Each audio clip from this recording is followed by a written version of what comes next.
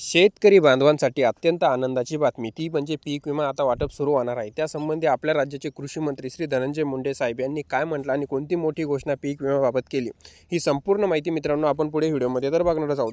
परंतु मित्रांनो, त्याआधी जर तुम्ही या चॅनलवर नवीन असाल तर चॅनलला नक्की शेअर करा, कारण एक शेतकऱ्याचं चॅनल आहे आणि शेतकऱ्याच्या चॅनलला आपण सपोर्ट केलाच पाहिजे। तर मित्रांनो, चला आता आपण बघू।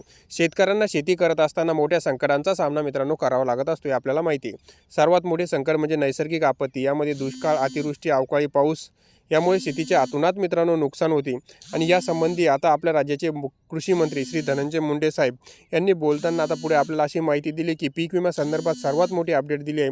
ज्या शेतकऱ्यांचे आता नैसर्गिक आपत्तीमध्ये नुकसान झाले अशा शेतकऱ्यांना आता पीक विम्याची नुकसान भरपाई देखील दिली जाते। आणि आता शेतकऱ्यांसाठी त्यांनी नवीन असे सुरुवात केली, म्हणजे पीक विमा डायरेक्ट 1 रुपयात पीक विमा सुरू केला आहे।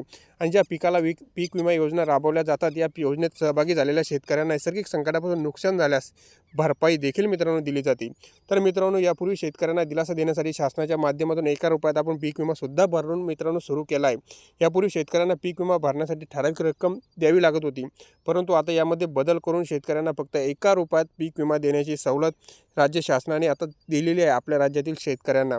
त्यामुळे आता शेतकऱ्यांना या योजनेसंदर्भात अनेक अशा अडचणी आहेत, त्या शेतकऱ्यांना सामोरे जावे लागत आहे। त्यामुळे नुकसानग्रस्त शेतकऱ्यांना नुकसानाची भरपाई रक्कम वेळेवर मिळत नव्हती मित्रांनो। ही काम मिळताना शेतकऱ्यांना तारेवरची कसरत करावी लागत होती मित्रांनो, ही रक्कम जर मिळवायची होती तर। याच दरम्यान राज्याचे कृषी मंत्री धनंजय मुंडे यांनी एक अतिशय महत्त्वाचा आणि हिताचा निर्णय महाराष्ट्रासाठी घेतला।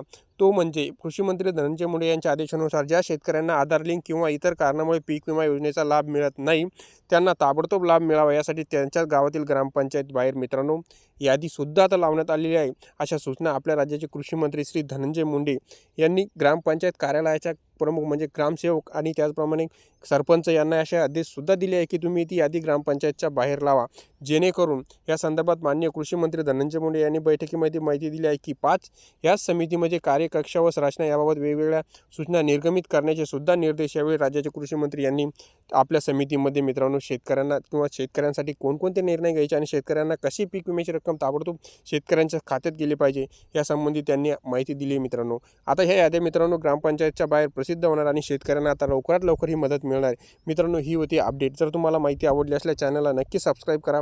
धन्यवाद।